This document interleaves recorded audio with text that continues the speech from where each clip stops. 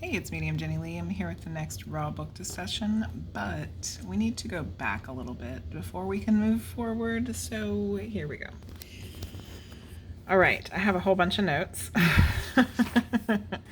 Okay, so as we went through session 23, I said there's some information in here that I could probably look up in Fingerprints of the Gods from Graham Hancock. So that's what I did. One of the things was the building of the Great Pyramid. In this particular session, remember, Raw is not always great with dates, because originally it says that 11,000 years ago they entered in thought form to Egypt, but then they changed their mind to 8,500 years ago, even though previously they've said 11,000 many times. So the first Great Pyramid was formed approximately 6,000 years ago. And then for the next 1,500 years, more pyramids were built. So that's between 6,000 years ago and 4,500 years ago. But remember, the original date that they said was 11,000 years ago when they came. So I looked up in Fingerprints of the Gods what they said, what Graham Hancock said about the Great Pyramid. So this is what it says. So historically, archaeologically, scientifically, according to mainstream, the pyramid is thought to be built around 2,550 BC. So that is 4,531 years in the past from 1981. So that kind of lines up with when they said they left.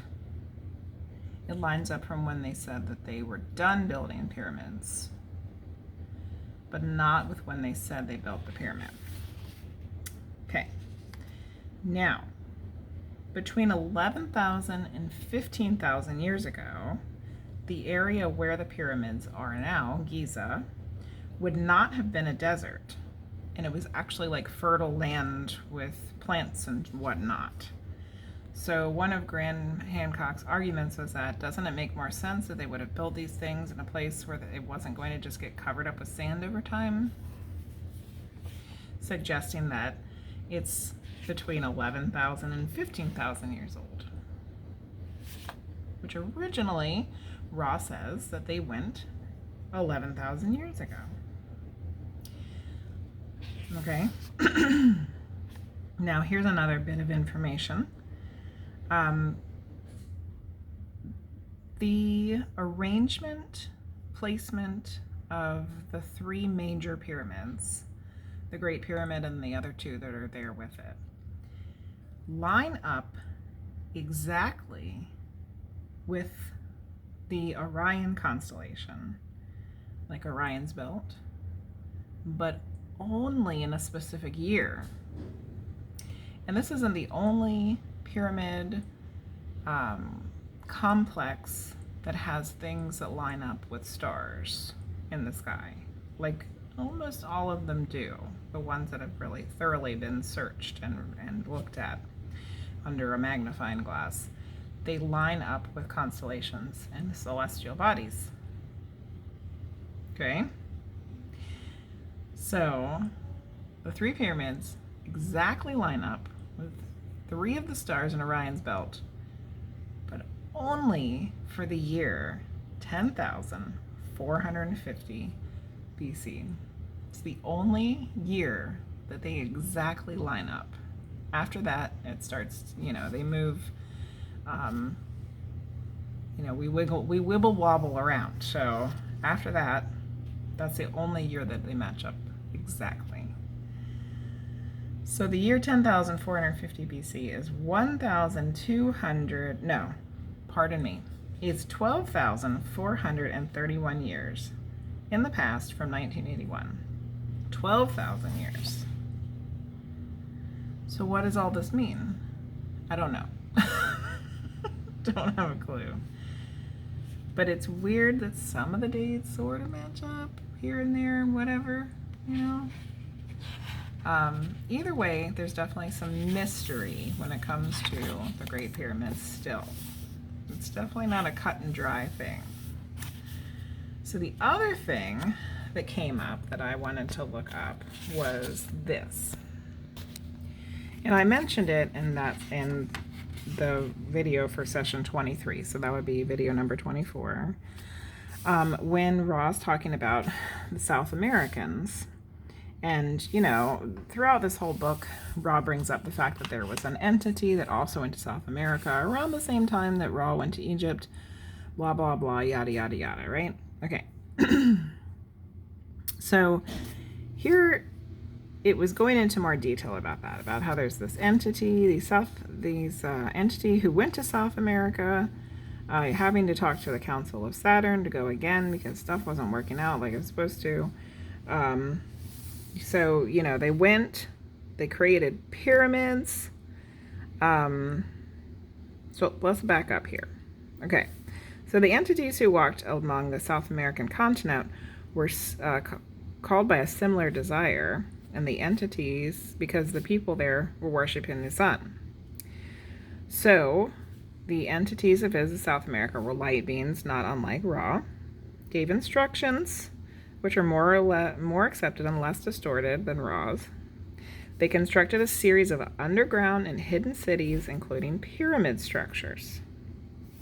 Then they talked about how the pyramids were used by more people than just the initiates and the people being healed.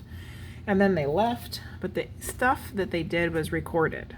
This is very important. The stuff that they did when they came the first time was recorded. And remember, that was around the same time that Ra first came to Egypt, which now is completely messed up around whatever time that was. Sometime between 11,000 and 8,000 years ago. But then they had to come back 3,500 years ago because stuff was getting confused and they wanted to fix it. Okay? All right. So, in Graham Hancock's Fingerprints of the Gods, there's a whole couple of sections about this entity or these people that the South Americans, they have multiple names for them, but one of the biggest, well, there's a ton of different names for them depending on what area of South America this entity or entities showed up, but they all, the most prominent name that Graham Hancock uses is a Viracocha, which is spelled Viracocha, Viracocha. But he goes by many, many names. This is the stuff that happens that was recorded by the Spaniards that show up in the 16th century, in the 1500s, the conquistadors and all that. They record a lot of the information of the native peoples, and there's all these stories about these Viracochas. Okay, so this is the crazy stuff. All right, so they're called Viracochas, which means foam of the sea. And this is particularly in the Andes area, which is where the Incas ended up being. They say there's a tall, bearded, pale-skinned figure who worked miracles, taught how to live, spoke with great love and kindness, to always do good to others and no damage to others, love for one another and charity for all. He was able to heal people.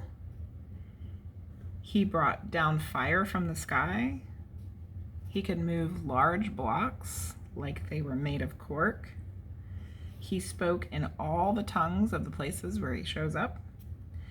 And in many places, he's accompanied by other people like himself that they refer to as messengers or attendants.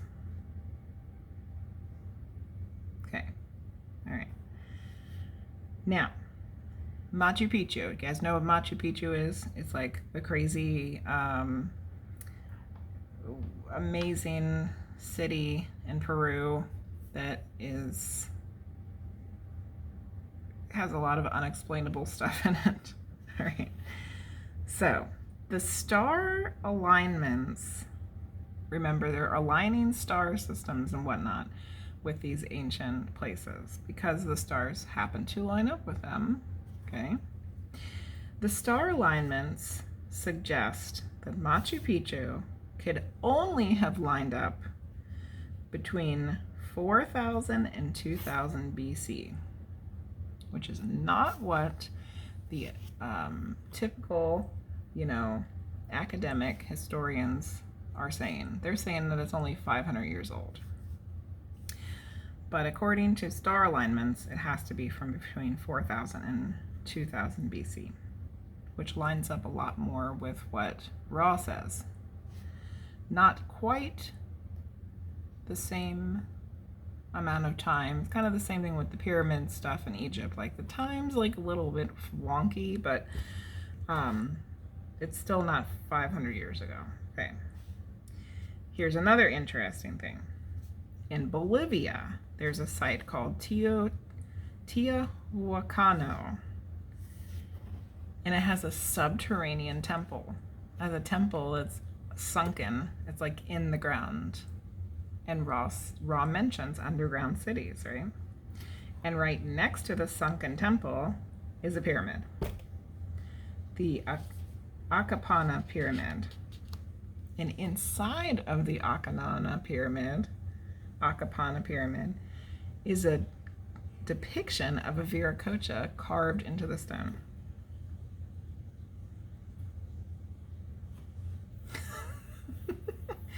And the star and sun alignments for that particular location, Bolivia, suggest that it was built around 15,000 BC.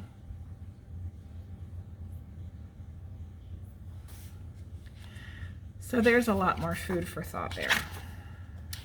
But we should be going over session 25 for this video, which is going to make this video number 26. This is a fairly short session, so it's good that my information that we needed to go over from something previously lines up with this session, because session 26 is really long. So let's get started on session 25. Okay, Carla wants to know what has led to her chest cold. Remember she was coughing the last time? They were having Ra make her cough. This is really interesting. And I'm like, at one point I'm like, what? Okay. The instrument accepted a chemical substance of LSD. Okay. This was carefully planned by those entities who do not desire this instrument to remain viable. What? The substance has within its faculty of removing large stores of vital energy from the ingester. Okay, you with me? The first hope of the Orion entity who arranged the opportunity was that the instrument would become less polarized toward what you call positive due to the conscious efforts upon the part of this instrument using the substance as a programmer for service to others for thankfulness. This instrument was spared the distortion and no result satisfactory, and there was no result satisfactory to the Orion group. So, this is kind of scary, actually, because of what I'm doing and what other people here are doing. Not that I'm really scared, but the Orion group clearly has noticed what Dawn and Jim and Carla are doing, and that they're trying to record this channeling information from Ra to spread the law of one in the service to others distortion, right? So some Orion entity gives Carla a big dose of LSD to try to make it so that she won't be able to do this channeling anymore. What the hell? What in the hell? See? Don't do drugs. Okay. You see the implications of this, right? Okay, let's continue. The second hope lay in the possible misuse of the most powerful means of transmission of energy between peoples in your area of the body complex distortions.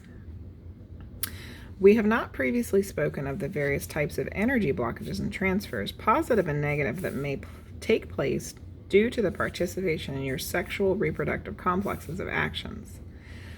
This entity, however, is a very strong entity with very little distortion from the universal green ray love energy. Thus, this particular plan was not affected either, as their entity continued to give of itself in the context in an open or green ray manner, rather than attempting to receive or to manipulate other self, which they think he means deceive. They think Ra means deceive instead of receive. So what in the hell is going on here? Talking about LSD and sex? What? So this Orion entity is trying to manipulate Carla through LSD and somehow through sex. I don't understand what's happening there. The only remaining distortion available, since this entity would not detune and would not cease sharing love universally under this chemical substance, was simply to drain this entity of as much energy as possible. This entity has a strong distortion toward busyness, which it has been attempting to overcome for some time. Realizing it not to be the appropriate attitude for this work, in this particular area of ingestion of the substance did indeed, shall we say, cause distortions away from viability due to the busyness and lack of desire to rest. The instrument staying alert for much longer than appropriate, thus much viable energy was lost, making this instrument unusually susceptible to infections such as it now experiences. Carla, what in the hell are you doing, girl? Taking lots of LSD. Something happened with some sort of sexual experience here, and this Orion group entity was trying to thwart their work with all of this raw communication so that she wouldn't be able to do it anymore. But because Carla doesn't have the distortions toward the stuff the Orion entity wanted her to have, it didn't work.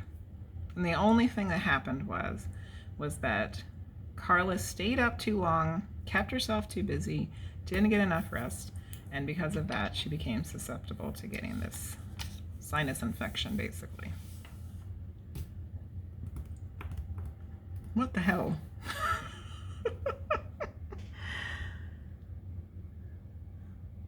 Okay, let's keep going. So, Carla wanted to know also, how may I best revitalize myself? Not just now, but in the future.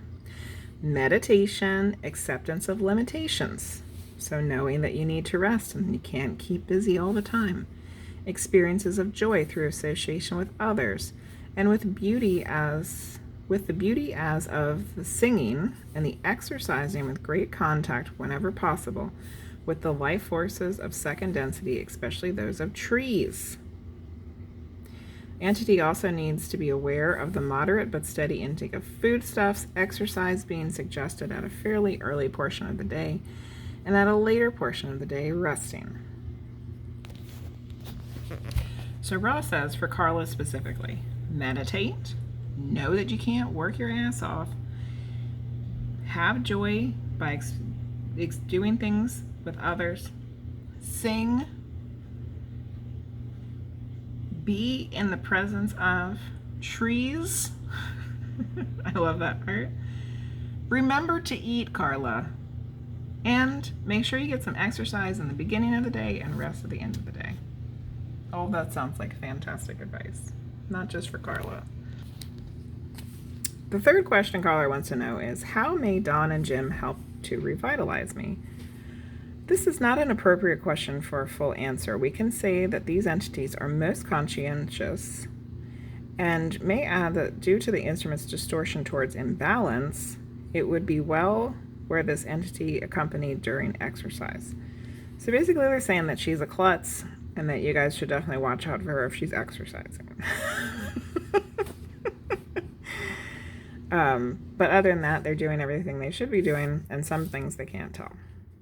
All right, so now we're moving on to the rest of normal questions here. You stated about 3,000 years ago the Orion group left due to, you guys know I can't say this word, diasporia, I'm not saying it right. Was the Confederation then able to make any progress after the Orion group left? For many centuries, both the Confederation and the Orion Confederation busied themselves with each other upon planes above your own. Shall we say, whereby machinations were conceived and the armor of light girded on. This is really craziness.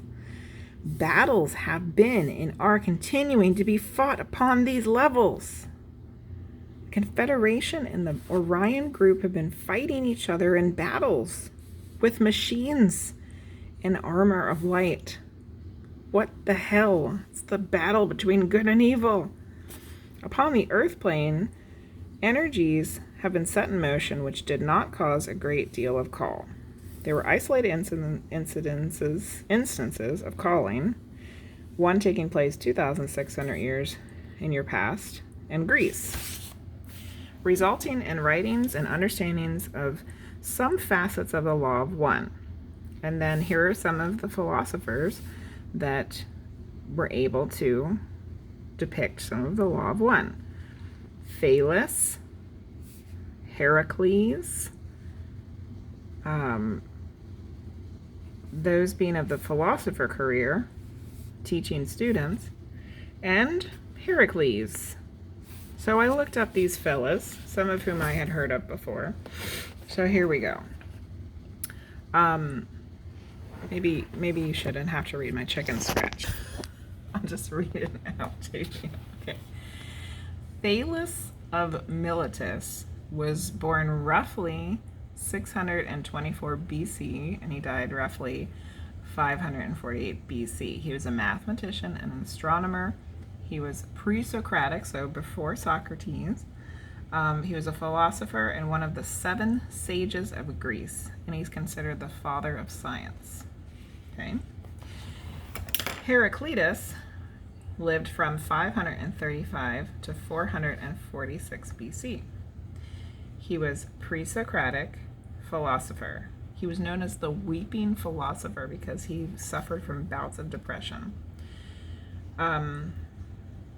He talked about a unity of opposites and an ever-present change that he called a flux or becoming. And then there's Pericles, who's from 495 to 429 BC. He was a politician during the Golden Age of Athens. He was a historian. He led men in the Peloponnesian War. He started beautification projects that ended up building the Acropolis and the Parthenon. So you're talking about some pretty heavy hitters here. We're being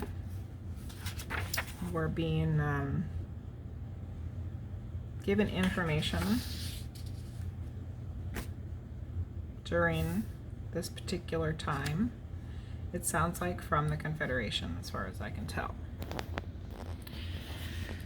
At this time, there was limited amount of visionary information which the Confederation was allowed to telepathically impress. However, the most part during this time, the empires died and rose according to the attitudes and energies set in motion long ago, not resulting in strong polarization, but rather in a mixture of the positive and the warlike or negative, which has been characteristic of this minor cycle of your beingness.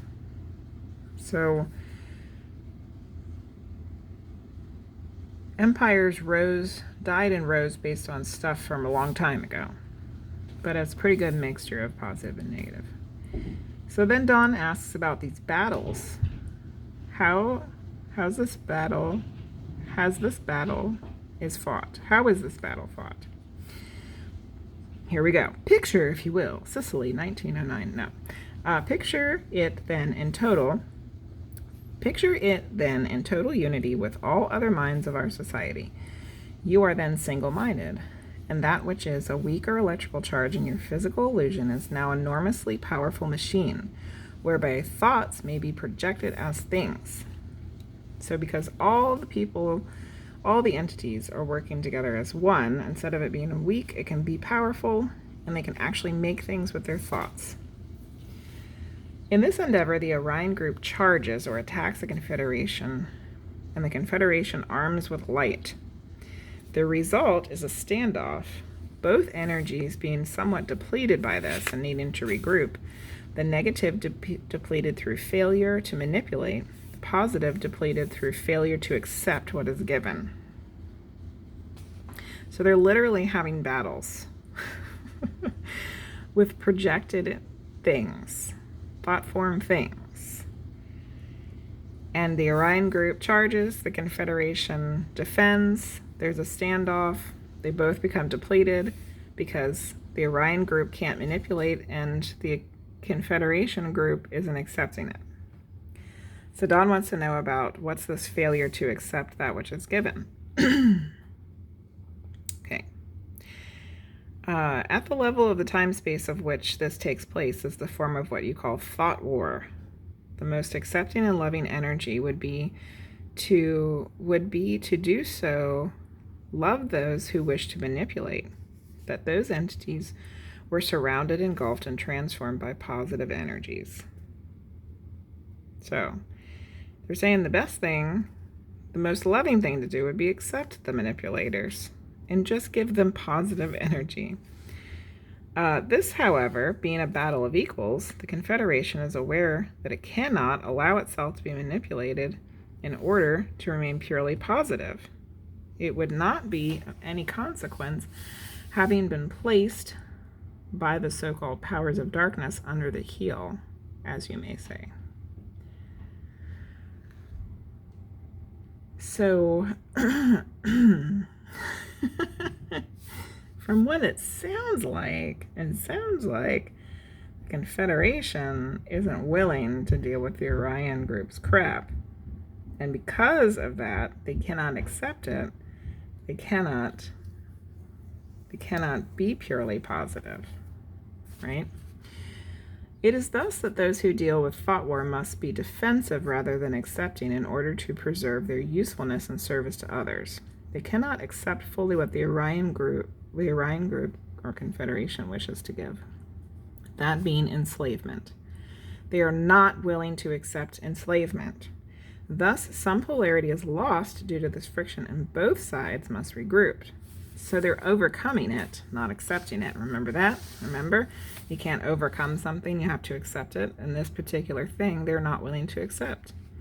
It has not been fruitful for either side. The only consequence which has been helpful is a balancing of the energies available to this planet so that these energies have less necessity to be balanced in the space-time, thus lessening the chances of planetary annihilation. Thanks, guys.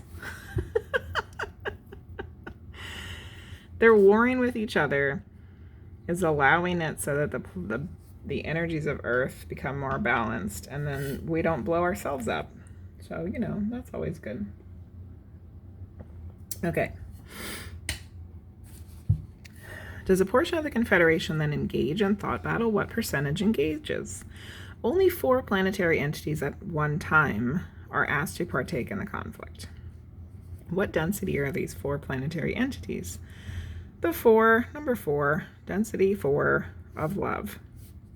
But I'm assuming that the most effective density for this work, would this density, an entity of this density, be more effective of this type of work than, say, a 5th or 6th?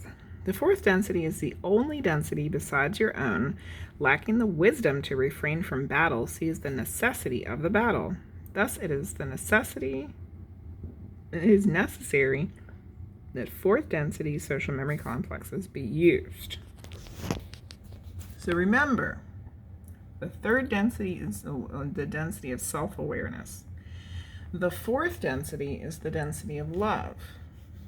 Love for self or love for others. The 5th density is wisdom. Wisdom. So what Ra is saying is that they are of love, but they're not smart enough yet to not fight with each other. How interesting. Okay. So then am I correct in assuming that the fourth density on both sides, the Orion and the Confederation, are in this battle, and that the densities of fifth and sixth on the Orion do not engage? Partly correct. Fifth and sixth density entities, positive, would not take part in this battle. Fifth density, negative, would not take part in this battle. Thus, the fourth density of both orientations join in this conflict.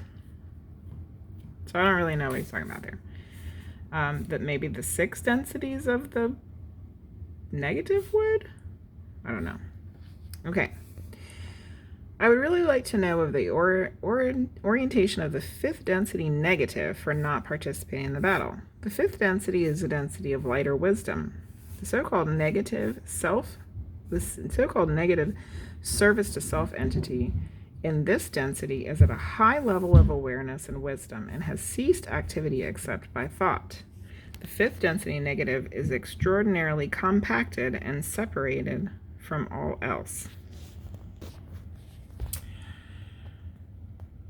So, they can't engage because it's only thought. They exist only in thought form, but not thought forms, which can be stuff that's made out of thought. It gets really confusing. So they're extraordinarily compacted and separated from all else, because remember, as each density goes up, it gets dense, it literally gets denser. So it's more compacted. So that's the end of session 5, because clearly Carla was not feeling well because she shouldn't have taken that LSD from that Orion group fella. So let's review what we went over in this video. First of all, we went back to session 23, and we went over some more information about the pyramids and the South American stuff. And then we talked about poor Carla being sick and what happened with the Orion group entity that was trying to mess them all up. And then we talked about some information that was passed along to the ancient Greek philosophers. And then we got into this whole battle between good and evil, which who knew that that's really a thing, you know? We talk about it all the time. It's in, you know, it's biblical. It's in many other cultures and religions, and and it's part of the allegories of every culture, you know, this whole good and evil, good and evil, good and evil. And positive and negative, and the balance between the two, and light and shadow, and all this stuff. And here it is, really, like they're really fighting each other with stuff that they've made up with their minds. It's craziness. It's craziness. So anyway, that concludes the session for 25. Be back as soon as I can with the next one. And don't forget to give it a thumbs up if you enjoyed it. Subscribe if you haven't already. Go watch the old ones before this one and the new ones that come out as they come out. And I'm sorry that my face keeps flashing because my computer is falling apart. So anyway, bye. See you next time.